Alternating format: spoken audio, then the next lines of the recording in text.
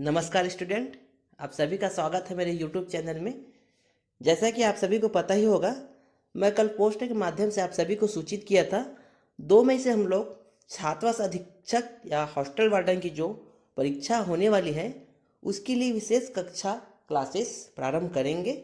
और उसी के संदर्भ में मैं पोल भी डाला था कि किस विषय की तैयारी सर्वप्रथम करें, किस विषय की तैयारी हम लोग पहले प्रारंभ करें। तो उसमें कंप्यूटर विषय के लिए अधिक वोट मिले हैं, तो मैं सबसे पहले कंप्यूटर विषय का ही जो सिलेबस है उसको कवर कराऊंगा। उसके बाद जो बाकी विषय है उसके सिलेबस को कवर कराने की कोशिश करूंगा। ठीक है, मैं बता दूं हमारा जो एक क्लासेस है पूर्णतः फ्री रहेगी। और जैसे कि मैं अभी बताया, कंप्यूटर का सर्वप्रथम करेंगे। अगर हो सकता है जैसे कि टाइम मिले तो हम लोग जो बाकी सब्जेक्ट है जैसे कि छत्तीसगढ़ का जीएस उसका भी इसके साथ पैरेलल चलाने की कोशिश करूंगा। ठीक है, इसके साथ साथ और बताना चाहूँगा, जो बाल विकास एवं शिक्षण शास्त्र से संबंधित एमसीक्यूज की सीरीज है उसका पीडीएफ टेलीग्राम चैनल में मैं डाल दिया हूँ। जो अभी लास्ट वीडियो 2 डाला था, एमसीक्यूज नंबर 11 और एमसीक्यूज नंबर 12, उन दोनों का पीडीएफ टेलीग्राम चैनल में डल गया है, तो आप लोग जाकर वहाँ से डाउनलोड कर सकते हैं। ठीक है, तो चलिए फिर हमारा आज का लेक्चर स्टार्ट करते हैं। आज का हमारा ये रहेगा लेक्चर नंबर 1, जिसका टॉपिक है कंप्यूटर का सामान्य परिचय, इंट्रोडक्शन ऑफ कंप्यूटर। सबसे पहले हमको देखना है कंप्यूटर शब्द की उत्पत्ति। तो कंप्यूटर शब्द की उत्पत्ति जो है ग्रीक भाषा के शब्द कंप्यूट से हुई है। किससे हुई है? ग्रीक भाषा। इसको याद रखना है हमको क्या चीज, कंप्यूटर शब्द की उत्पत्ति ग्रीक भाषा के शब्द कंप्यूट से हुई है। किससे हुई है? कंप्यूट से हुई है, जिसका अर्थ होता है गणना करना। किसका अर्थ होता है गणना करना? कंप्यूट का अर्थ होता है गणना करना। और कंप्यूट से किसकी उत्पत्ति हुई है? कंप्यूटर शब्द की उत्पत्ति हुई है। और यह जो कंप्यूटर किस भाषा का है? ग्रीक भाषा का है। तो ऐसा कभी कभी आता है प्रश्न कि कंप्यूटर शब्द की उत्पत्ति किस भाषा से हुई है? तो किस भाषा से हुई भैया? ग्रीक भाषा से हुई है। ठीक है, कंप्यूटर को हिंदी में क्या कहा जाता है? संगणक कहा जाता है। एक एकदम सामान्य जानकारी है, ये मैक्सिमम पूछा नहीं जाएगा, लेकिन कभी कभी क्या होता है कंप्यूटर की जगह संगणक लिख दिया जाता है, तो उसमें कंफ्यूज मत हो जाओ। इसी कारण मैं कंप्यूटर का जो हिंदी नाम है उसको यहाँ पे दर्शाया हूँ। क्या कहा जाता है कंप्यूटर को हिंदी में? संगणक कहा जाता है। कंप्यूटर लैटिन शब्द प्यूटेयर से आया है, जिसका अर्थ होता है to think and to plan. देखो कभी कभी क्या होता है, कई एग्जाम में देखना, कंप्यूटर शब्द की उत्पत्ति में कई बार लैटिन भाषा भी ले लिया जाता है। तो लैटिन भाषा क्यों लिया जाता है? क्योंकि यहाँ पे देखो कंप्यूटर, जो कंप्यूटर क्या है, एक लैटिन शब्द प्यूटेयर से आया है। ठीक है, इसी कारण कई बार कंप्यूटर शब्द की उत्पत्ति में लैटिन भाषा को भी लिया जाता है। लेकिन आप लोग याद रखना, अगर ग्रीक भाषा क्या चीज, अगर ग्रीक भाषा और लैटिन भाषा दोनों दिया है तो आप ग्रीक को ही लगा के आना, क्योंकि ग्रीक को सही माना जाता है। अगर ग्रीक नहीं दिया है और लैटिन दिया है तो आपको लैटिन लगा के आना है। लेकिन अगर दोनों दिया है तो आपको ग्रीक भाषा को ही प्राथमिकता देनी है। ठीक है, तो यहाँ तक क्लियर होगा आप लोगों को। ठीक है, ग्रीक और लैटिन में ग्रीक लगाना है, और अगर ग्रीक नहीं दिया है, लैटिन है और अन्य भाषा है, तो आपको लैटिन लगाना है। ठीक है, आगे देखते हैं। यह कंप्यूटर की परिभाषा बताएगा यहाँ पे। कंप्यूटर एक स्वचालित इलेक्ट्रॉनिक मशीन है। इसको हम लोग शुरू से 6 स्टैंडर्ड 7 स्टैंडर्ड से पढ़ते आ रहे हैं। क्या है कंप्यूटर? एक स्वचालित मतलब ऑटोमेटिक चलने वाली क्या है, एक इलेक्ट्रॉनिक मशीन है जो अनेक प्रकार के तर्कपूर्ण गणनाओं के लिए प्रयोग किया जाता है। यह देखो इसका मेन कार्य क्या होता है कंप्यूटर का, सीधा मैं बताता हूँ। सबसे पहले हम क्या करते हैं? डाटा देते हैं। क्या करते हैं? डाटा। और डाटा को किसके माध्यम से देते हैं? Input device. किसके माध्यम से? इनपुट डिवाइस के माध्यम से। ठीक, फिर डाटा का क्या होता है? प्रोसेसिंग। फिर डाटा को एनालिसिस करके क्या किया जाता है? प्रोसेसिंग किया जाता है। और प्रोसेसिंग किसके माध्यम से किया जाता है? तो सीपीयू। सीपीयू, इसको आगे जब पढ़ेंगे तो बताऊंगा सीपीयू क्या होता है। ठीक, फिर डाटा को सीपीयू के द्वारा प्रोसेसिंग करके हमको क्या मिलता है? इंफॉर्मेशन मिलता है। क्या मिलता है? इंफॉर्मेशन, जो किसकी, इसको हम क्या बोलते हैं? आउटपुट, जिसको हम आउटपुट डिवाइस के द्वारा ले सकते हैं। ठीक, तो पहला क्या होता है, हम उसको डाटा देते हैं, फिर डाटा के देने के साथ साथ निर्देश भी देते हैं कि उसको क्या करना करके। फिर जब कंप्यूटर होता है, कंप्यूटर का एक भाग होता है सीपीयू, उसको क्या करता है, प्रोसेस करता है। फिर प्रोसेस करने के बाद एक इन्फॉर्मेशन आती है, जिस इन्फॉर्मेशन को हम आउटपुट डिवाइस के माध्यम से ग्रहण कर लेते हैं या फिर ले लेते हैं।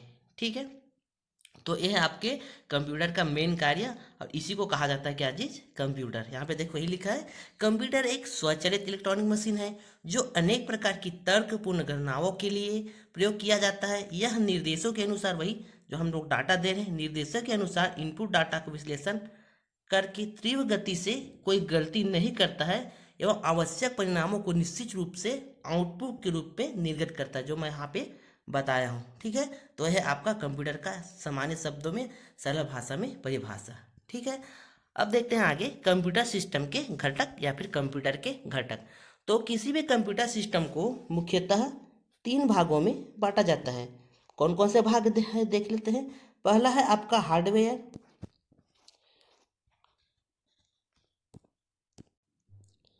दूसरा है आपका सॉफ्टवेयर सॉफ्टवेयर और थर्ड है आपका क्या चीज़, यहाँ पे देख लेते हैं, डाटा। पहला क्या था, हार्डवेयर, दूसरा सॉफ्टवेयर, तीसरा है आपका डाटा। चलिए फिर इसको समझते हैं कि हार्डवेयर, सॉफ्टवेयर एवं डाटा एक्चुअल में होती क्या है। कंप्यूटर मशीन का वह भौतिक भाग, मतलब कंप्यूटर मशीन के बोलने का तात्पर्य है कंप्यूटर का भौतिक क्या भाग, भौतिक भाग, जिसे हम देख सकते हैं या छू सकते हैं, टच कर सकते हैं, महसूस कर सकते हैं, वो क्या कहलाती है, हार्डवेयर कहलाती है। मतलब एक कंप्यूटर का बाह्यतम भाग मान के चलते हैं, जिसको हम छू सकते हैं।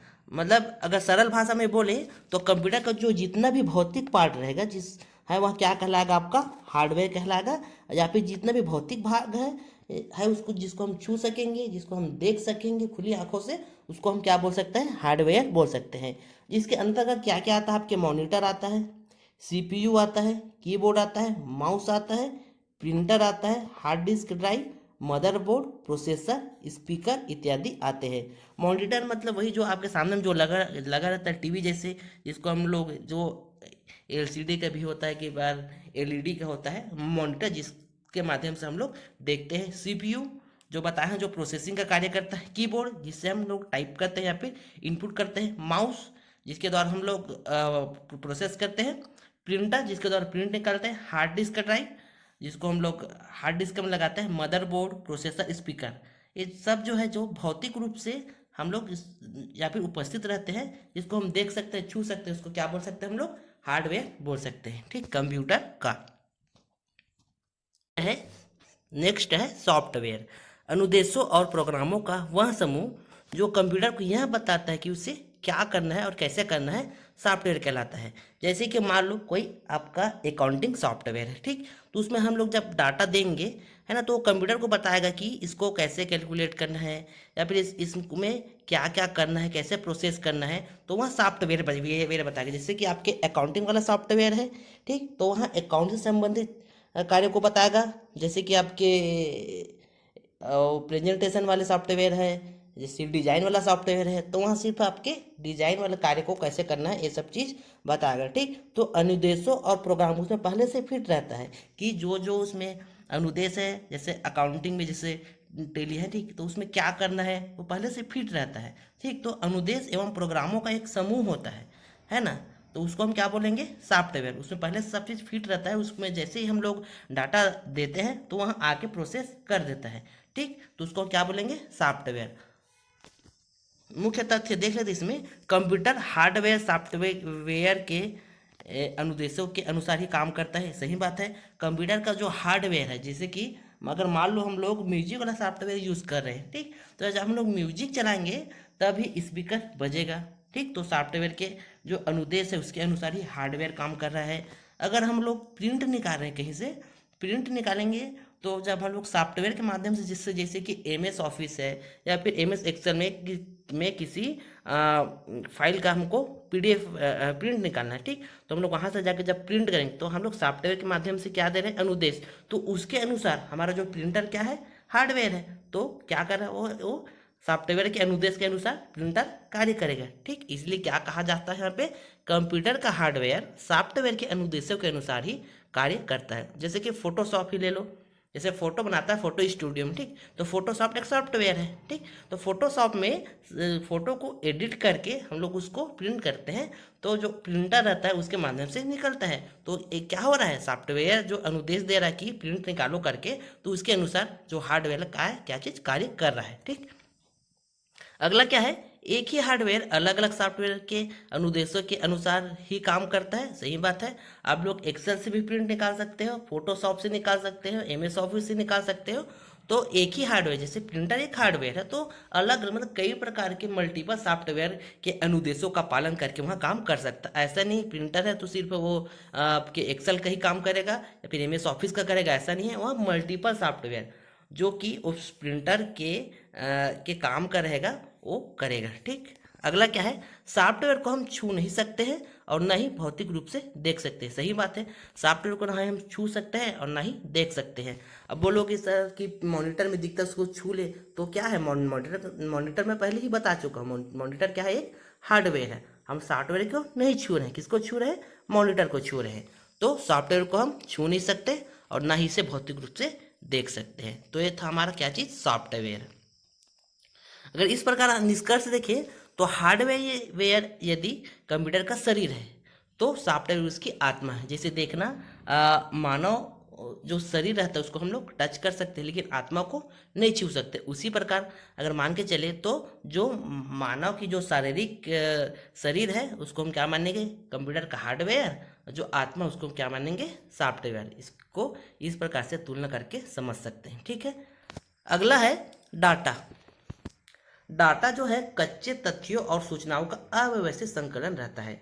जो भी डाटा हम कंप्यूटर में डालते हैं वो क्या रहता है, अव्यवस्थित रहता है। भाई अव्यवस्थित रहेगा तभी तो उसको हम लोग व्यवस्थित या फिर सही करने के लिए कंप्यूटर का यूज़ करेंगे।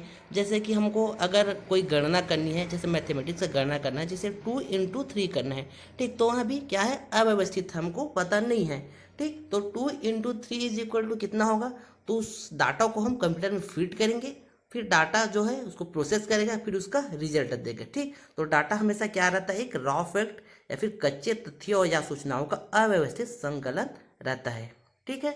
डाटा अपरिष्कृत, जिसको हम क्या बोलते हैं, अनप्रोसेस्ड सामग्री का संग्रह है। यह प्रश्न एक बार पूछा गया था कि निम्नलिखित में से क्या चीज अनप्रोसेस्ड सामग्री का संग्रह है। तो क्या चीज़ है, डाटा। डाटा जो है एक अनप्रोसेस्ड सामग्री का संग्रह रहता है स्टार्टिंग में, ठीक। तो उसको हम लोग क्या करते हैं, प्रोसेस करके फिर एक सूचना के रूप में तब्दील करते हैं। इसी को इसमें बताया गया क्या चीज़, जब डाटा को प्रोसेस किया जाता है तो वहाँ सूचना या फिर इंफॉर्मेशन के रूप में तब्दील हो जाता है। जैसे कि मैं 2 × 3 2 और 3 दिया, क्या चीज़ दिया, 2 और 3 दिया, ठीक, और बोल दिया कि इसका मल्टीप्लाई करना, ठीक। तो ये क्या क्या क्या करेगा, 2 × 3 इसको प्रोसेस करेगा और जो आंसर है जैसे 6 आ रहा है तो उसको यहाँ आउटपुट के रूप में या फिर सूचना के रूप में हमको प्रदान करेगा, ठीक, जिसको हम लोग आउटपुट के माध्यम से ले सकते हैं।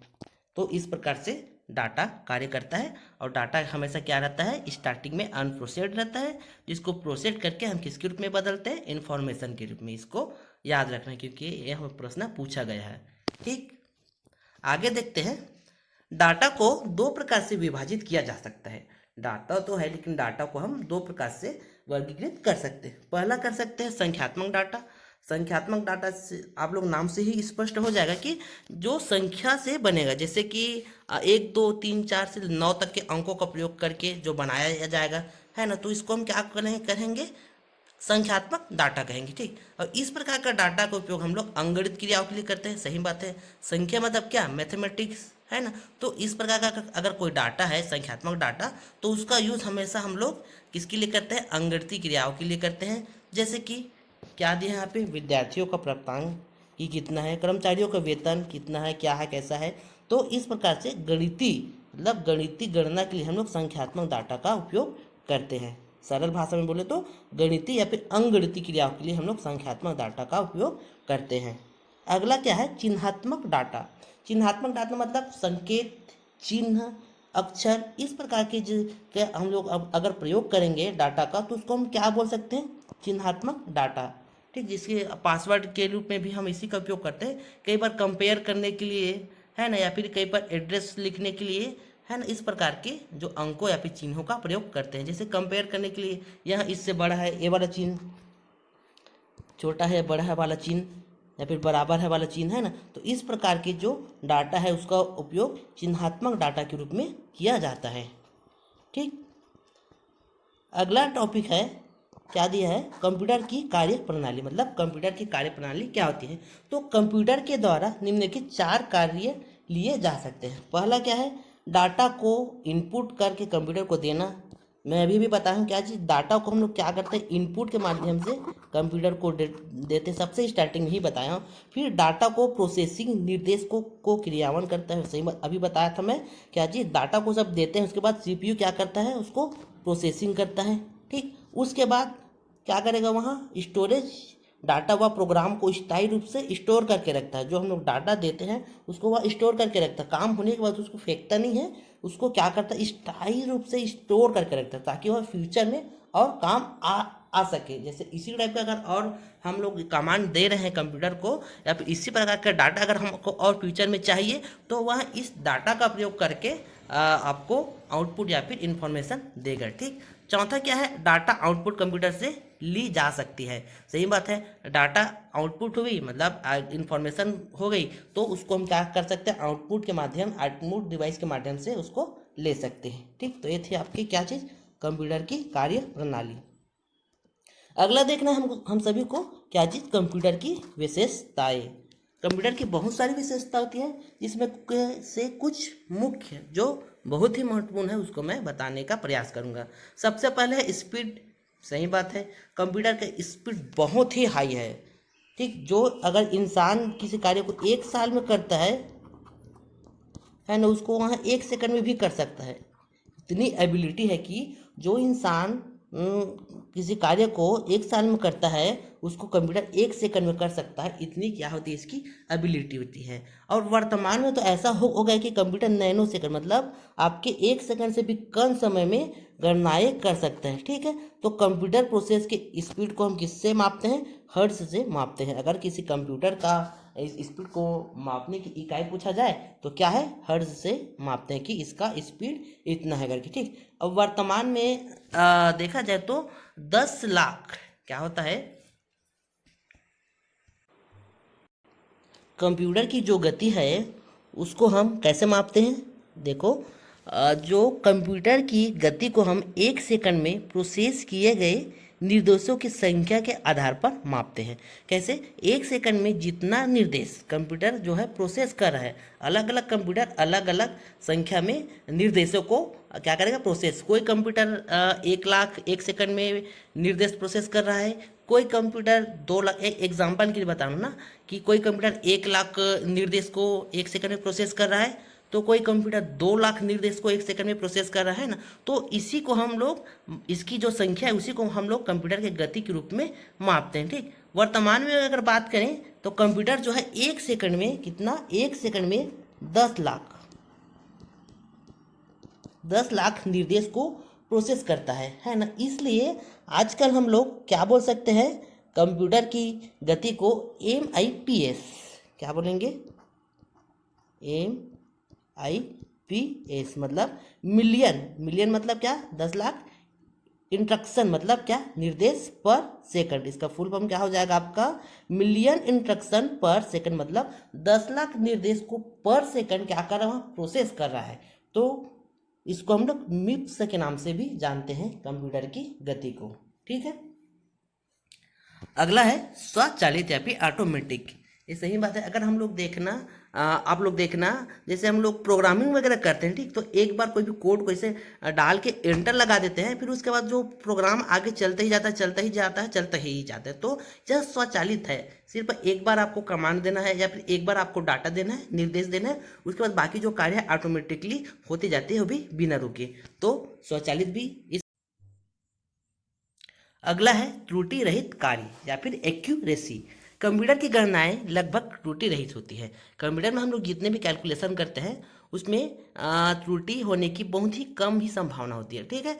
और कभी कभी त्रुटि हो जाती है। वह त्रुटि कब होती है? जब कंप्यूटर में वायरस हो, या फिर जब जो मनुष्य कंप्यूटर चला रहे हैं वह डाटा देने में या फिर निर्देश देने में कोई गलती करता है, तभी त्रुटि होती है, ठीक। कब कब त्रुटि होती है? पहला तो मानवीय गलती है, वही मतलब हम लोग अगर डाटा सही से नहीं दे रहे हैं, क्या चीज़, डाटा प्रोग्राम सही से नहीं दे रहे हैं तो परिणाम सही नहीं आएगा। और कभी कभी मैं क्या बताया था, वायरस के बारे में बताया, ठीक। तो कभी वायरस के कारण, तो कभी कभी मानवीय गलती, इन दोनों के कारण ही त्रुटि आ सकती है। नहीं तो कंप्यूटर में के कैलकुलेशन में कोई भी त्रुटि नहीं आती है। अगला विशेषता है विविधता, वर्सिटैलिटी। कंप्यूटर की सहायता से विभिन्न प्रकार के कार्य संपन्न किए जा सकते हैं। आज जिस चीज़ को हम लोग मल्टीटास्किंग बोलते हैं, एक कंप्यूटर से हम लोग बहुत सारे काम कर सकते हैं, जैसे कि फ़ोटो बना रहे हैं, डिज़ाइन बना रहे हैं, अकाउंटिंग कर रहे हैं, और बहुत सारे हैं जिसको आप लोग अच्छे से समझ सकते हो, ठीक। तो क्या विविधता है एक कंप्यूटर में। और आजकल तो मल्टीटास्किंग हो गया कि अलग अलग तरह के कार्य एक साथ हम लोग कर सकते हैं, मोबाइल से भी कर सकते हैं। आजकल मल्टीटास्किंग आने लग गए, ठीक। तो यहाँ विविधता भी कंप्यूटर की एक विशेषता है। अगली विशेषता है स्फूर्ति। कंप्यूटर एक मशीन है, ठीक, तो उसमें थकावट, बोरियत ऐसे होने की कोई संभावना नहीं है। तो यहाँ एकदम हमेशा जितना जितना स्फूर्ति पहले कार्य कर रहेगा, उतना ही स्फूर्ति आपके लाखों बार के कार्य भी करवावे, फिर भी उतना ही स्फूर्ति से कार्य करेगा, भी स्लो नहीं होता है, ठीक। तो यहाँ आपकी कंप्यूटर की अगली विशेषता है गोपनीयता या फिर सिक्योरिटी। कई बार हम क्या करते हैं, ऐसी फाइल बनाते हैं जो प्राइवेट फाइल होती है, जिसको हम लोग खुद ही देखना चाहते हैं, हमारे अलावा कोई और न देखे, ऐसी चाहते हैं, ठीक। तो उसको हम लोग क्या करते हैं, पासवर्ड के माध्यम से उसको प्रोटेक्ट करके रखते हैं। इसी को हम लोग क्या बोल रहे हैं, गोपनीयता या फिर सिक्योरिटी। तो कंप्यूटर हमको अपने जो फाइल है उसको सिक्योर रखने का भी ऑप्शन देता है, और उसके लिए हम क्या यूज़ करते हैं, पासवर्ड। और पासवर्ड क्या है, अगर हम लोग एक बार पासवर्ड बना लिए तो उस पासवर्ड का प्रयोग करके हम लोग उस फाइल को खोलेंगे। और अगर पासवर्ड बदलना भी है तो हम जो पासवर्ड जान रहे वो है पुराने पासवर्ड, वही उस पासवर्ड को बदल कर उस फाइल को खोल सकता है। तो कंप्यूटर की यह एक अच्छी और बहुत ही कारगर विशेषता क्या चीज़, गोपनीयता, जो आजकल बहुत ही ज़्यादा यूज़ हो रही है और बहुत ही इम्पोर्टेंट हो रही है आजकल के टेक्नोलॉजी के बढ़ते हुए दुनिया में, ठीक। अगली विशेषता है तीव्र गति से या फिर तीव्र निर्णय लेने की क्षमता। कंप्यूटर परिस्थितियों का विश्लेषण कर पूर्व में दिए गए निर्देशों के आधार पर तीव्र निर्णय की क्षमता रखता है। मैं पहले भी बताया था कंप्यूटर क्या करता है, जो पुराने डाटा या फिर निर्देश को सेव करके रखता है। फिर हम लोग अगर उसी टाइप का अगर कोई डाटा देते हैं या फिर उसी टाइप का कोई निर्देश देते हैं, तो पूर्व में जो निर्देश था उसी के आधार पर एकदम फास्ट, एकदम तीव्र गति से निर्णय लेने की क्षमता रखता है, फिर निर्णय दे देता है, ठीक। इसको मैं पहले भी बताया हूँ। अगली विशेषता है विश्वसनीयता, मतलब कि विश्वास के लायक। कंप्यूटर प्रोसेस के पश्चात सही व भरोसेमंद परिणाम देता है तथा गलती की संभावना एकदम नगण्य होती है। मैं गलती की संभावना में पहले बताया था क्या चीज़, जब क्या करेगा मानव गलत करेगा डेटा देने में, या फिर क्या बताया था, वायरस बताया था, ठीक। अगर यह दोनों रहेगा तभी गलती हो सकती है, नहीं तो गलती की संभावना एकदम ही नगण्य, मतलब ना के बराबर होती है। अगली विशेषता है स्थायी भंडारण क्षमता। क्या होता है, कंप्यूटर में जो प्रयुक्त मेमोरी होती है वह डाटा, सूचना व निर्देशों के स्थायी भंडारण के लिए प्रयोग किया जाता है। इस वाले जो मेमोरी शब्द का यूज़ हो रहा है उसको हम लोग आगे जब कंप्यूटर के मेमोरी के बारे में पढ़ेंगे तो पूरा डिटेल पढ़ेंगे कि क्या क्या मेमोरी होती है, कौन कौन सी मेमोरी होती है और यह कैसे कार्य करती है, ठीक है। चूँकि कंप्यूटर में सूचनाएं इलेक्ट्रॉनिक तरीके से संग्रहित की जाती है, अतः सूचना समाप्त या नष्ट होने की संभावना कम रहती है। सही बात है, अगर हम लोग कुछ सूचना या फिर डेटा देते हैं वहाँ बिल्कुल स्थायी रूप से स्टोर करके रखी जाती है, वहाँ नष्ट नहीं होती है।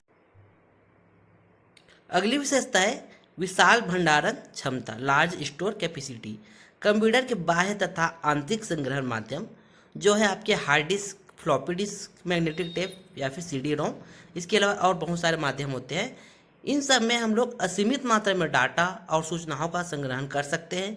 कंप्यूटर में सूचनाएं कम स्थान घेरती है, अतः इसकी भंडारण क्षमता विशाल और असीमित होती है। यहाँ तक कि अगर आपके भंडारण क्षमता अगर भर जा रहा है तो हम लोग उसको एक्सपेंड भी कर देते हैं। जैसे कि आपका जिस जो कंप्यूटर का भंडारण क्षमता है, ठीक, वह भर गया और हमको और डाटा कलेक्ट करना है, फिर संग्रहण करना है, तो हम लोग उसकी जो क्षमता है उसको बढ़ा सकते हैं। ठीक, तो इसी को क्या कहा जाता है कि विशाल भंडारण क्षमता वाली होती है जो हमारे कंप्यूटर है। अगली विशेषता है भंडारित सूचना को तीव्र गति से प्राप्त करना।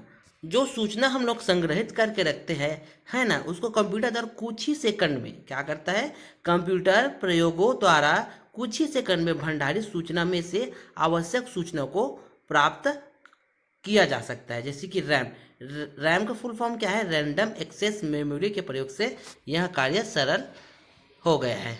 ठीक, अगली इसकी विशेषता है पुनरावृत्ति या फिर रिपीटेशन। कंप्यूटर को आदेश देकर एक ही तरह के कार्य को बार बार समान या और विश्वसनीयता और तीव्रता से कराया जा सकता है। एक ही कार्य को हम कंप्यूटर को आदेश देकर कई बार करा सकते हैं। जैसे प्रिंट देना है तो एक बार प्रिंट करिए और उसको 100 बार लिख दिए तो 100 बार प्रिंट करेगा। ठीक, तो इसको हम लोग क्या बोलते हैं, पुनरावृत्ति या फिर रिपीटेशन। अगली विशेषता है कागज रहित कार्य या फिर पेपरलेस वर्क, जो आजकल बहुत ही चल रहा है। देखो क्या होता है, जब हम कंप्यूटर का सही प्रयोग करते हैं, जैसे कि हमको अगर कोई डॉक्यूमेंट बनाए हैं, ठीक, तो उसको पेपर में प्रिंट करके रखने के बजाय हम लोग उसको कंप्यूटर में ही रख सकते हैं। जैसे मोबाइल में, जैसे इसी PDF को आप लोग ले लो, जैसे मैं ये वाला PDF बनाया हूँ, ठीक, तो इसको मैं प्रिंट करके नहीं रखा हूँ, मैं मोबाइल में ही रखा हूँ और मोबाइल के माध्यम से ही आप लोगों को मैं पढ़ा रहा हूँ। तो कागज की बचत हो रही है, पेपरलेस वर्क किया जा सकता है अगर हम कंप्यूटर का प्रयोग करें तो। ठीक है, तो ये थी हमारे कंप्यूटर की विशेषता, जो टोटल कितनी हुई हमारी 13 विशेषता, जो कि महत्वपूर्ण थी। और बहुत सारी विशेषता है, लेकिन जो महत्वपूर्ण है उसको मैं बताया हूँ।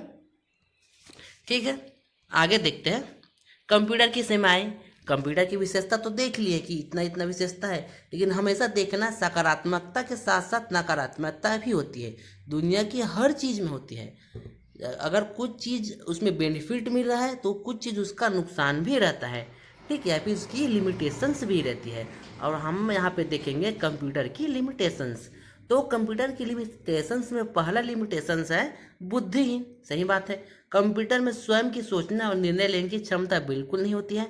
हम जो डाटा देंगे, जो निर्देश देंगे, है ना, उसी के द्वारा ही वह कार्य करता है। हाँ, अगर हम लोग गलत डाटा दे दिए तो क्या करेगा, गलत आंसर देगा।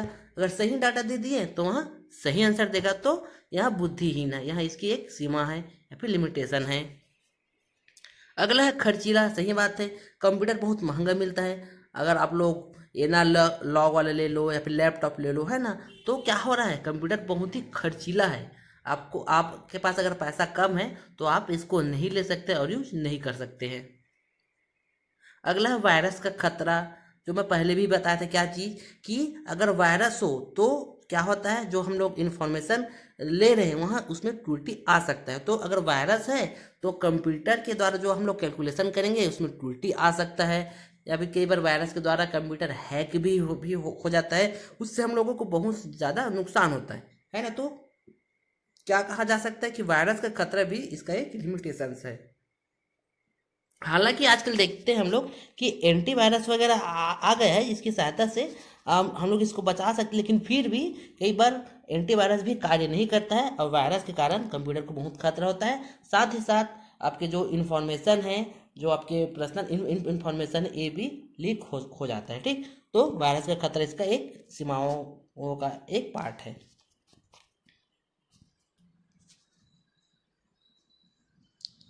अगला देखेंगे हम लोग कंप्यूटर के अनुप्रयोग या फिर एप्लीकेशंस ऑफ कंप्यूटर। वैसे तो कंप्यूटर का प्रयोग विभिन्न क्षेत्रों में किया जा रहा है। वर्तमान में शायद ही कोई ऐसा क्षेत्र हो जहां कंप्यूटर का प्रयोग नहीं किया जा रहा है। बिल्कुल सही है, निम्नलिखित क्षेत्रों में कंप्यूटर का विभिन्न अनुप्रयोग किया जा रहा है, जो आपको मैं नीचे बताने जा रहा हूँ। जो एकदम इम्पोर्टेंट क्षेत्र है उसको मैं यहाँ पर लेके आया हूँ। ऐसे तो बहुत सारे क्षेत्र हैं, लेकिन जो इम्पोर्टेंट है उसको मैं बताने का प्रयास करूंगा। ठीक, पहला क्षेत्र है डाटा प्रोसेसिंग। बड़े और विशाल सांख्यिकी डाटा से सूचना तैयार करने में, क्या चीज़, बहुत ज़्यादा अगर कोई सांख्यिकी डाटा है ना तो उससे सूचना तैयार करने में कंप्यूटर का प्रयोग किया जा रहा है जनगणना करने में, सांख्यिकी विश्लेषण, परीक्षाओं के परिणाम इत्यादि के लिए क्या किया जा रहा है, आपके कंप्यूटर का प्रयोग किया जा रहा है। अगला है सूचनाओं का आदान प्रदान। यहाँ सबसे महत्वपूर्ण कंप्यूटर का अनुप्रयोग है। क्या किया जाए, भंडारण की विभिन्न पद्धतियों की विकास और कम स्थान घेरने के कारण ये सूचनाओं के आदान प्रदान के बेहतर माध्यम साबित हुए हैं। मैं पिछले वाले विशेषता में क्या बताया था, विशाल भंडारण क्षमता। यहाँ सूचना को जो स्टोर करता है बहुत कम ही स्थान घेरता है, तो सूचनाओं के आदान प्रदान का यहाँ एक बेहतर माध्यम है कौन, कंप्यूटर। जैसे कि इंटरनेट के विकास ने तो इसे सूचना का राजमार्ग बना दी है, सही बात है। आप इंटरनेट के माध्यम से सीधा व्हाट्सअप कर ले रहे हो, है ना, इंस्टा है, एफबी है, बहुत सारी चीज़ें जिससे आप लोग सूचनाओं को प्रसारित कर रहे हो या फिर सूचना को आप लोग अग्रेसित भी कर रहे हो, ठीक है। तो सूचनाओं का आदान प्रदान भी इसका एक बहुत ही बड़ा अनुप्रयोग है। शिक्षा, मल्टीमीडियम के विकास और कंप्यूटर आधारित शिक्षा ने विद्यार्थियों के लिए उपयोगी बना दिया है। डिजिटल लाइब्रेरी ने पुस्तकों की सर्वसुलभता को सुनिश्चित कर ली है।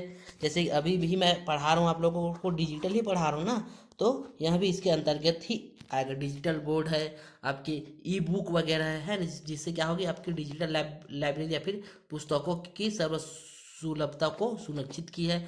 ई बुक के माध्यम से आप लोग मोबाइल से ही पढ़ सकते हो, और बहुत सारी चीज़ें हैं जिसको हम लोग पीडीएफ के माध्यम से मोबाइल से ही पढ़ सकते हैं, उसको ऐसे पेपर में प्रिंट निकालने की ज़रूरत नहीं पड़ती है, ठीक। तो ये भी एक उसका अनुप्रयोग है। चौथा अनुप्रयोग है वैज्ञानिक अनुसंधान। ये बहुत ही इंपॉर्टेंट है। साइंटिफिक रिसर्च में कंप्यूटर का बहुत ही बड़ा हाथ है। एक विज्ञान के अनेक जटिल रहस्यों को सुलझाने में कंप्यूटर की सहायता ली जाती है। कंप्यूटर में परिस्थितियों का उचित आकलन भी एकदम संभव है। तो वैज्ञानिक अनुसंधान में कंप्यूटर का अनुप्रयोग हो रहा है और बहुत ही महत्वपूर्ण भाग है कंप्यूटर अनुसंधान में, वैज्ञानिक अनुसंधान में, ठीक। अगला है रेलवे और वायुयान आरक्षण में कंप्यूटर की सहायता से किसी भी स्थान से अन्य स्थान में, जैसे रेलवे या वायुयान में हमको क्या टिकट चाहिए तो हम लोग क्या करते हैं, कंप्यूटर के माध्यम से ही टिकट बुक कराते हैं, आरक्षण कराते हैं या फिर टिकट कटवाते भी हैं, तो सब कंप्यूटर के माध्यम से ही होता है। आजकल देखना रेलवे में भी आपको आज छोटा सा प्लेटफॉर्म भी टिकट चाहिए तो भी आपको कंप्यूटर के माध्यम से ही मिलता है, ठीक। क्योंकि इसमें गलती होने की संभावना बहुत कम होती है, इसलिए क्या कहा जाता है, आपके रेलवे और वायुयान के आरक्षण या फिर टिकट के लिए भी कंप्यूटर का अनुप्रयोग किया जा रहा है। अगला अनुप्रयोग है बैंक। ये सबसे इम्पोर्टेंट है। आजकल देखना बैंक में पूरा आप कंप्यूटर से ही आधारित सब चीज़ ऑनलाइन ही हो रही है। देखना है जैसे कि एटीएम है, ऑनलाइन बैंकिंग है, चेक का भुगतान है, ईसीएस है ना, रुपया गिनना, पासबुक एंट्री, कंप्यूटर का प्रयोग हर जगह, मतलब बैंक के हर चीज़ में कंप्यूटर का प्रयोग किया जा रहा है। आजकल पुराना बही खाता है, फिर लिखने वाला रजिस्टर वाला काम नहीं हो रहा है, तो बैंक में भी इसका बहुत ही इम्पोर्टेंट है अनुप्रयोग। और आखिरी है हमारा चिकित्सा मेडिसिन। शरीर के अंदर रोगों का पता लगाने में, उनका विश्लेषण, उसका निदान कंप्यूटर का प्रयोग हो रहा है। एकदम सही बात है। आपके सीटी स्कैन है, अल्ट्रासाउंड है, एक्सरे है, विभिन्न जांच, बहुत प्रकार के जांच, जिस बीमारियों को पता लगाने के लिए हम कंप्यूटर का अनुप्रयोग कर रहे हैं। तो चिकित्सा के क्षेत्र में भी कंप्यूटर का अनुप्रयोग हो रहा है और बहुत ही महत्वपूर्ण भाग है चिकित्सा के क्षेत्र में कंप्यूटर का अनुप्रयोग, ठीक है। तो ये थी हमारे क्या चीज़,